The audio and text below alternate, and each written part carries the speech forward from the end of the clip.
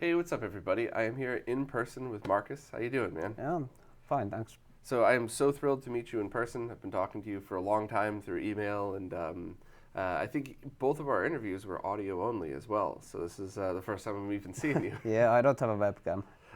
Yeah, we'll have to send you one. For anybody that doesn't know, and I'm pretty sure everybody does, you are the creator of the open source scan converter, as well as the CPSHDMI projects that allow for HDMI output of Capcom Play System arcade boards 1, 2, and 3. Yeah. So basically, you completely changed the way we play our games. Well, maybe in some sense. The open source scan converter is absolutely phenomenal. We've talked about it before, but I have to keep bringing it up because it's such a game changer. Zero lag. The colors are all processed in the original color space, so it doesn't get compressed at all. And now you're adding features like, originally it was supposed to be 720p, now it's 1080p. Now you have an on-screen menu. Can you just give a little bit of description on like how this project got started and how you were able to take it so far from its original form? Well, it started just like a hobbyist project, so I tried to do something that I could use just personally and maybe a couple of my friends. And then it went like that, maybe 6 months, 1 year, and then after discussing some friends, they convinced me that maybe this should be like pushed more like to the publicity. So. And then I guess you got started with Matt from Video Game Perfection to sell it. Yeah. And at the time, it was no audio built in, DVI out, and I believe the first revision, did the first revision even have 3x mode, or was it only 2x mode? Yeah, it basically had all the like logical functionality, even though it didn't have like audio physically, but the FPGA is the same and you can run the same code in there. Okay. And after a while, you were able to get things even like profiles added, so people could configure it. It's at a point now where I think you could go to, you could configure your own and save it to an SD card to share it with other people. How did writing to an SD card come about? Because isn't that a completely different way of talking to the FPGA? Wasn't that pretty complicated? Well, not really. For SD card you have like basically two interfaces. It's the SPI, which is the easy and a bit slower, which the OSSC uses, and then you have the SDIO, which is a bit more complicated but used in some cameras and etc. So you're just using those protocols to write to the SD card, and it's what language is it? Is it VDHL? Is it a Linux-based thing in order to talk to it? Well, the FPGA code is Verilog for most parts, Okay. but then of course the code which the actual soft CPU runs is in C, and some assembly, of course. Okay. At the moment, I think you have 10 slots available for profiles. Is that a limitation, or is that just something that you had set? Well, it is kind of also limitation. I think actually it's 15 now or 20. Oh, right. Because they are stored in the, if you now talk about the normal profiles, so they are stored in the internal flash. Okay. So when you actually erase something from the internal flash, or try to, when you want to update something in the flash, you have to erase a big sector. Okay. And to make it easy, I just divide it so that it has like 32 sectors and 16 are allocated for the bit stream. So you get then 16 slots where you can store profiles. Okay, I and didn't then realize erase them easily and just. Excuse me. I didn't realize that. That made sense because I thought for some reason that the profiles were stored on the SD card, and you're using the SD to transfer them to the memory on the OSSC itself. Yeah, there's actually this web app not made by me, but Paul B. in the, maybe him from the forums. So he has this app that can actually write the profiles into the SD card, and then you can import them into the OSSC. Yeah, and that's the app that also allows you to name it as well, so it's not just Profile 1, Profile 2. You could put SNES, Genesis, and stuff. Yeah. And I'm assuming now with the on-screen menu, you'll be able to see those on TV as well. So if you program Yeah, in, well, the OSD just mirrors what you have on the onboard LCD. that's awesome. Now, when I originally spoke to you about, I think we spoke about the OSD years ago, and I think at the time I was under the impression that you needed a frame buffer in order to write an on-screen display. No, not really. The OSD has been a long time in the to-do list, and now you can see that the to-do list is getting empty. Yeah. And also the other thing is that now the resources of the FPGA are pretty much like utilized. Yeah, I mean that's so unbelievably impressive that you've come so far with this. I'm really pleased to see this. I mean, I said it before, and I really mean like the product that you made has changed the way that we all play on flat screen TVs, and it's even changed the way a lot of arcade people stream their arcades. To the point where my friend who's here, you'll meet him later. He very often in the comments on his streams, people will accuse him of using emulation because it looks so good they don't think it's actually coming from an arcade board, and it's all because there's a handy little product that you could plug into this and have it work. I guess there was a bit of confusion from the arcade crew on which inputs supported which voltages, because there are some super guns out there that don't have good protection, that are dangerous to use in certain modes. So if I understand correctly, component video is just the component video standard. You should just use it as that. Yeah, that's pretty clear. Right. The VGA input can accept 75 ohm RGBS video or RGB-HV VGA, which is a higher voltage, correct? Well, the RGB signals themselves, they are like 70 ohm terminated, 0.7 volts BPP, but then the sync signals are TTL. Okay. So the sync voltage on that could range between, on the VGA input, could range between 200 millivolts all the way up to, was it 5 volts is the max for that? Yeah, that's basically. Okay. And the only disadvantage of the VGA port is it's not routed through the low-pass filtering, correct? Yeah, because there's a dedicated chip which only has like 2 inputs, and I didn't bother to put 2 of those. No, it makes sense. Are you using a dedicated chip for the low-pass filter, or? Yeah. Okay. It's not built into the FPGA then? It's just. Well, there is before the FPGA there is like the video like analog front end, which is basically the chip that digitizes the video, and then FPGA also only does all the digital processing. Okay, because in my testing, I've been using Texas Instruments-based filters, going for direct RGB capture, and whatever you're using in the OSSC works better than those. It seems to clean up more interference. So whatever you chose. Well, it's a TI chip. Is it really? Yeah. It must be the combination that you're using of how you're doing the scaling then, but that's pretty cool. And then the SCART input, that's, that should stick to your basic RGBS voltages. So, on all of them is 0.7 volts, 700 millivolts on RGB, but sync shouldn't really go over 1 volt, right? Well, I think the chip actually can tolerate up to 2 volts, but then you shouldn't really try pushing it too much. Right. So now, if I remember, I am not an expert. I know just enough. I should know just enough to get these things wrong. But having something at about 1 volt is what the total composite video signal would have usually sent to it, which is what the SCART standard uses as sync. 300 millivolts for the sync, and then 700 for the composite actually. Okay, so that's why it's 1 volt on SCART, and with some tolerance, give or take. So, okay, so that's pretty cool. Is there any indication to the voltage of the audio input on the SCART side? Well, that's just standard like line level. That's what it assumes. And what is line level standard for voltage? I think it's 2 volts VPP is the consumer level, if I don't remember incorrectly. Okay.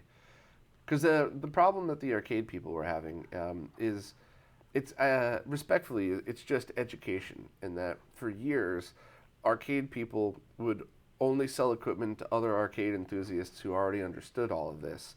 And now because of products like the OSSC, anybody could start using these arcade boards, but if you don't have the knowledge to know that these boards are cranking up the voltage in order to power speakers and a direct CRT arcade monitor, that's where things could get dangerous. Yeah. So, But usually the super guns should handle like that part.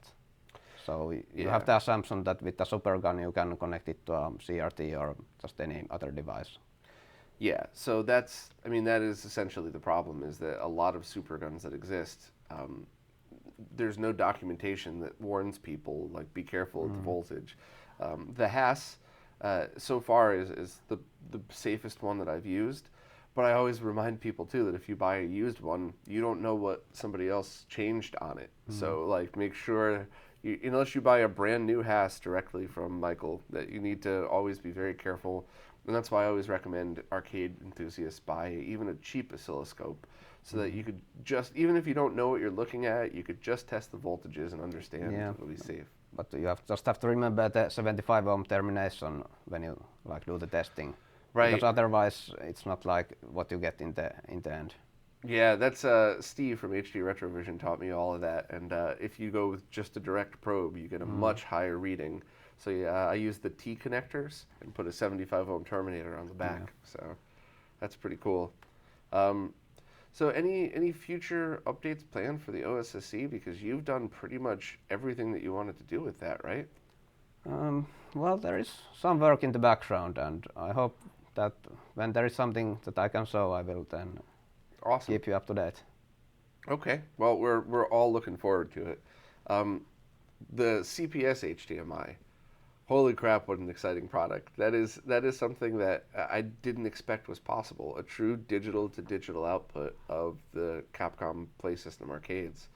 I've tested CPS 1 and 2 myself. Friends in New York have tested the CPS 3 as well, and they're absolutely awesome. Yeah, the nice thing with arcade boards is that you can, in many times, tap the digital signals from the board.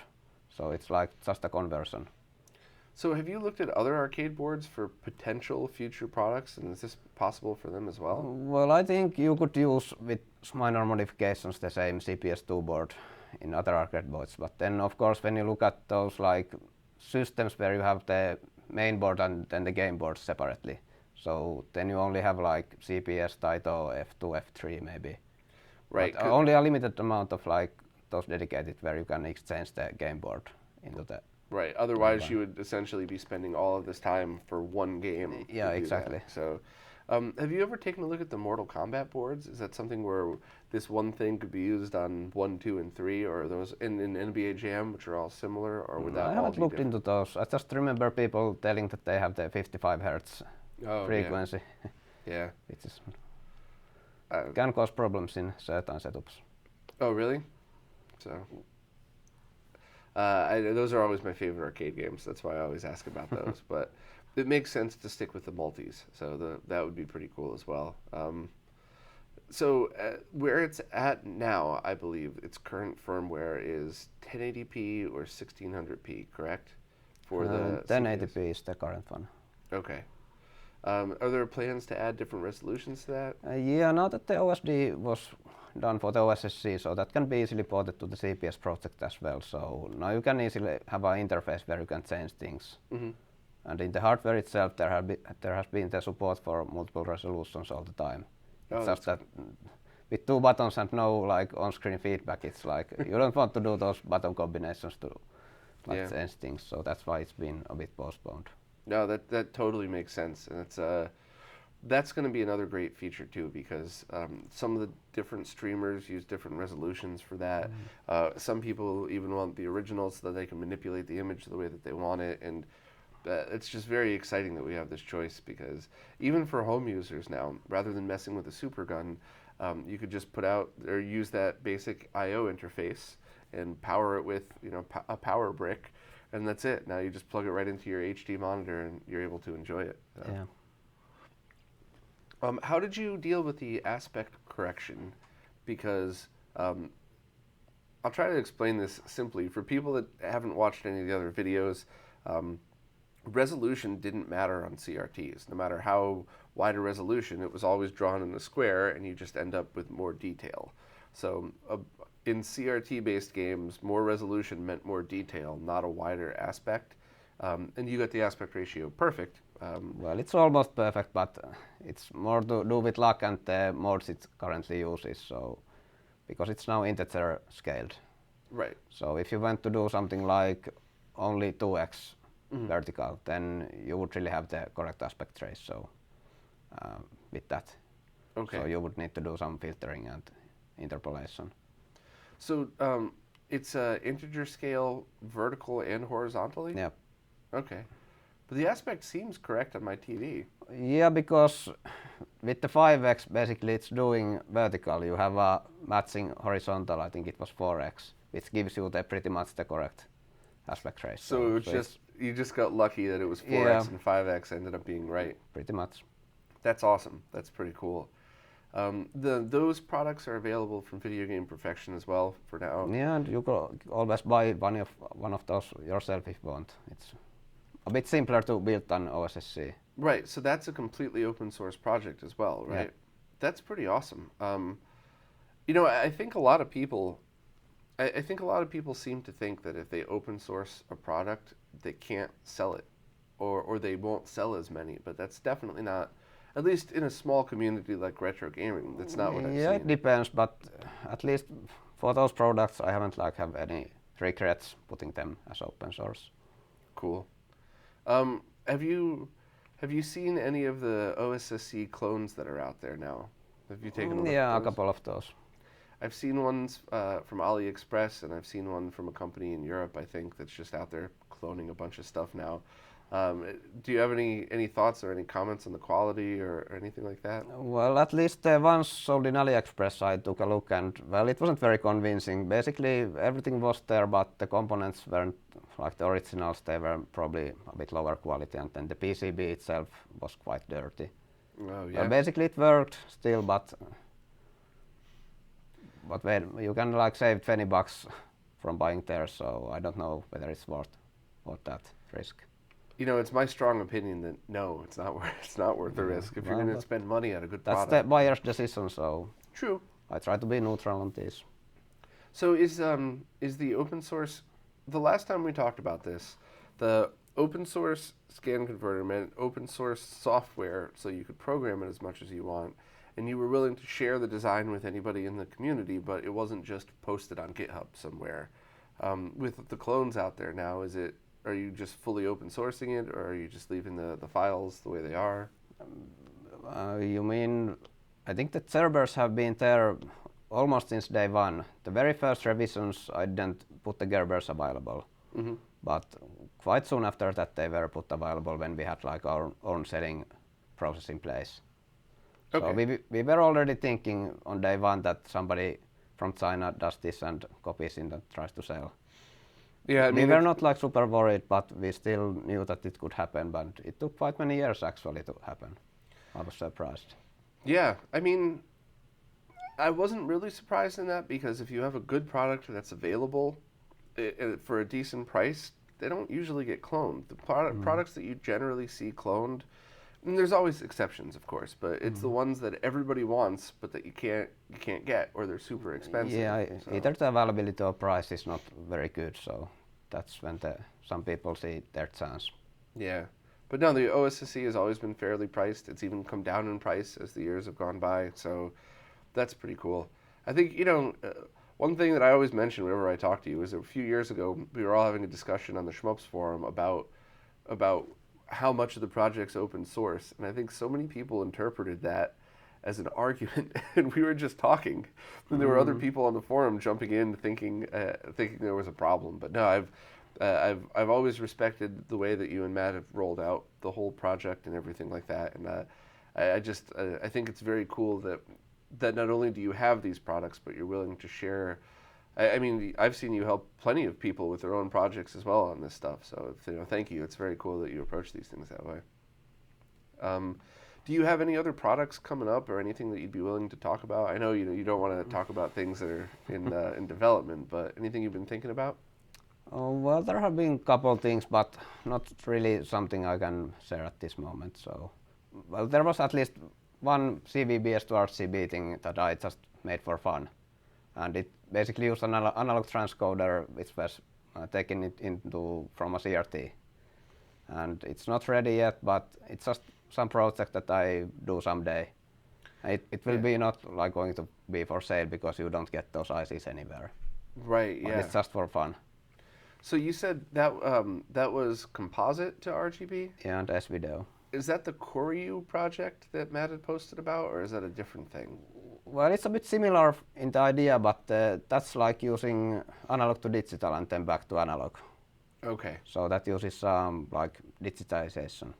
But the one chip from the CRT, that's an analog transcoder. Mm-hmm. Of course, you have the delay line there, which is used for the comp filtering, but you don't have to use that. You can disable if you want. So then it's like should be fully analog.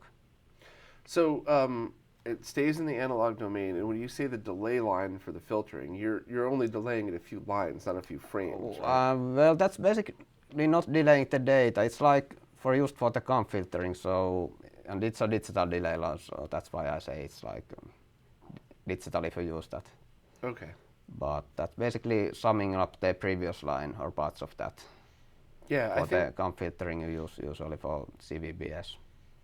That's a pretty cool idea. That's a neat project too, because that's the only thing that you could say is missing from the OSSC is composite and S-Video. And if I were you, I wouldn't have included it anyway because it would just add cost for something that not everybody would use. But it's cool that you have something like that in mind. Yeah, that is something I will of course share when it's like finished, but I don't expect to be selling those because you can't get those Philips ICs anywhere other than like disassembling some specific televisions. Yeah, you could find a lot of chips like that from China, and what you normally would find is you buy 50 of them and 35 work and then 15 But, don't. it's probably not worth the effort. You have RetroTink and now the Koru, so Yeah. you already have solutions for this. So that's just more for curiosity. Yeah, I did find that when I originally tested the RetroTink through the OSSC, I used the VGA input, forgetting about the filter.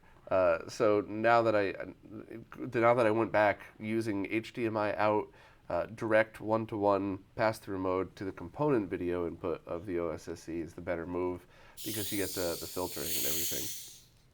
So, sorry, the thing must have been shaken up coming out of the machine.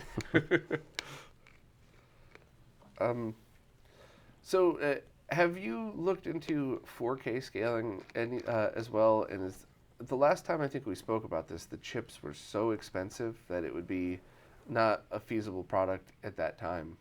Well, depends on which chip you mean. Of course, you get those 1080p to 4K chips which can do scaling, but they are usually designed for film. And basically you have those same chips already in television. But if you talk about 4K capable FPGAs, then those are extremely expensive. And the tools also you need for development. Right. So there isn't an integer scale chip out there that would go 1080p to 4K? Well, maybe you can do integer scaling even with a bit less spec FPGA, but of course, if you go into 4K, you want to be also like using some more than integer scaling. So yeah, it's tricky because 4K TVs came out before the rest of the industry was ready for 4K. So even 4K Blu-ray discs that you get now are very often mastered in 2K and then upscaled. Yeah. So it's good and bad, I guess. The more resolution, the better. But in order to really take advantage of it, you need the scaling technology. Not all TV support 444, and there are like limitations. HDMI 2.1 is coming. Okay, it is already, but how many TVs properly support that? Yeah, it's going to be another year before more TVs start to have that. So for these kind of projects, it's a bit too early to look into maybe 4K. Yeah, and it's funny too because 8K TVs, they're very expensive, but they're starting to get rolled out. So I feel like once the 4K technology's here, 8K TVs will be here. So, we're always trying to catch up with something else in technology, it feels like. Yeah, let's hope it's not turned into the megapixel race as was in the digital cameras. Oh, I know. That was so... At first it was kind of cool, and then it was just so useless. Once it got past a certain point, it didn't matter at all. So you're in Finland, right? What do you do programming on hardware for your day job? Yeah, you could say so. Oh, okay. So that's how you get the experience to do stuff like this. Yeah, well, I've been studying stuff like this, so yeah, of course, That's pretty that's cool. part of it. It's funny because when you talk to people in the retro gaming scene that create stuff like this, it's usually one or the other. It's usually, yes, this is kind of what I do for a living, so it's natural, or it's usually somebody that does something completely different for a living, and this is their passion and their project to it. So it's kind of neat to hear that. What made you start with the CPS stuff? Were you just an arcade enthusiast as well? Well, actually, it wasn't my idea. So I was sent this board and request to make this kind of thing after like I had already studied OSSC, and then maybe you know Undammed. Oh, of course, yeah. Got the board from him, and then I started to look into the CPS2 and how could I do that. Oh, it took quite a lot of time because it was only like in the back burner quite long, so I didn't have too much time at first, but it's taken some years, but now I think the hardware is pretty much final. That's pretty so cool. Now it's just like writing the features. Huh.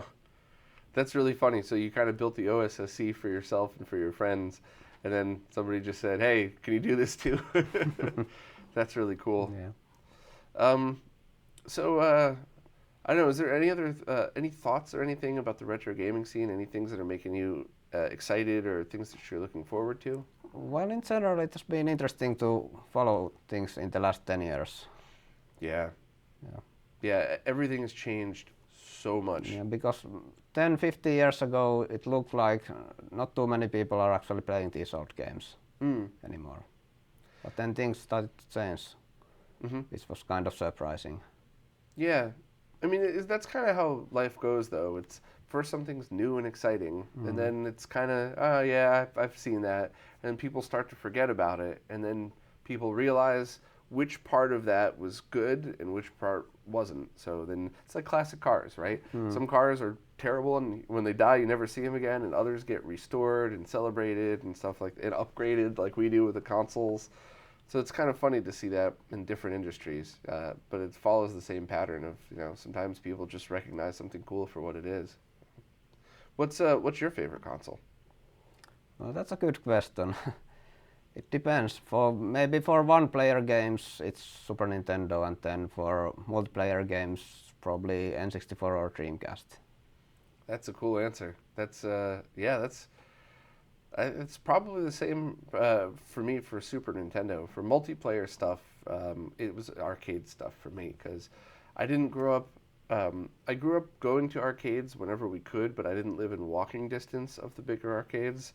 So that was always so exciting for me as a kid whenever you could play against somebody, or I was never good at fighting games, but I really enjoyed them. So it was stuff like that's always fun. Racing games, I think Daytona, the four-player Daytona where you could race against each other. That was my favorite arcade game for a long time. Yeah, and it's interesting that at least back in Finland, they are now like opening some retro arcades. Are they really? Yeah.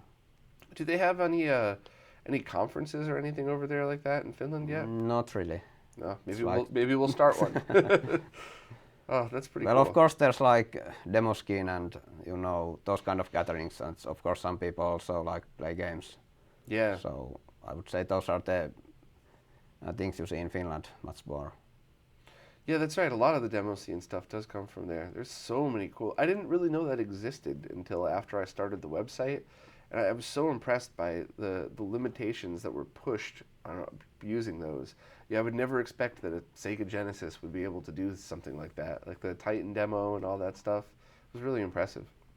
So, do you mod your consoles as well? Do you do these RGB upgrades and audio upgrades? Yeah, I've done them like last 20 years or something. Oh, really? So yeah. So, what's the upgrade to you that's made the biggest difference, you think? Well, that's a good question.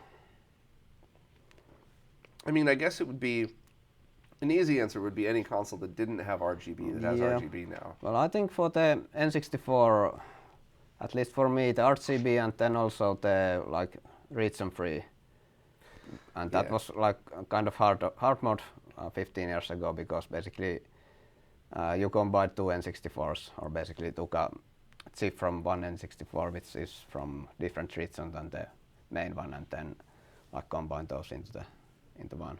Yeah, and that's much easier nowadays. You don't need to cannibalize another N64. Yeah, you can just use the power pack or EverDrive. Right. Yeah. A lot of progress with the N64.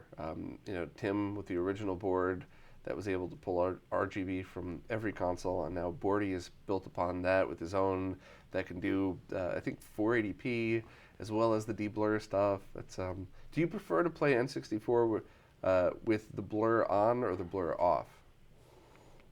Well, depends on how big display and depends on a bit game, so I don't have a clear answer to that. But the problem is that with N64 you have very few 2D games where you would really benefit from the deblur.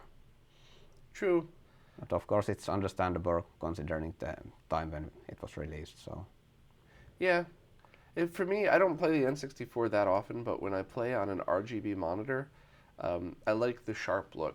So I like to turn the blur off. But whenever I use Ultra HDMI, I do use the filtering that Marshall built into that, so that it does make it seems a little easier to look at on a flat screen TV. Yeah. So I guess, I don't know, I'm just excited that I got to meet you in person and do this, but thank you very much for coming. Thank you for hanging out. Is there anything that you would have wanted to say that I forgot to ask or anything like that? I think we're done. Are you on any social media at all, or are you just on the Well, forums? not really. I prefer to keep a bit low profile, so. Yeah, sorry for sticking cameras in your face then.